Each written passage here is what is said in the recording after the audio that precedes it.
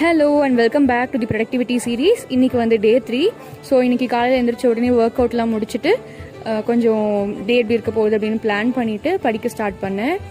So இன்றைக்கும் வந்து நான் ஃபிசிக்ஸ் தான் படிக்கிறேன். பிகாஸ் நேற்று நான் கிராவிடேஷன் ஸ்டார்ட் பண்ணியிருந்தேன். ஸோ அதை கம்ப்ளீட் பண்ணலான்னு சொல்லி இன்றைக்கி அதவே படிச்சுட்ருக்கேன். இடையில வந்து கொஞ்சம் ஹெல்த்தியாக ஆக்டிவாக இருக்கணும் அப்படிங்கிறதுக்காக ஹெல்த் ட்ரிங்க்ஸ் எல்லாம் போட்டு குடிச்சிட்டு அப்படியே கொஞ்சம் எனர்ஜெட்டிக்காக படிச்சுட்டு இருந்தேன்.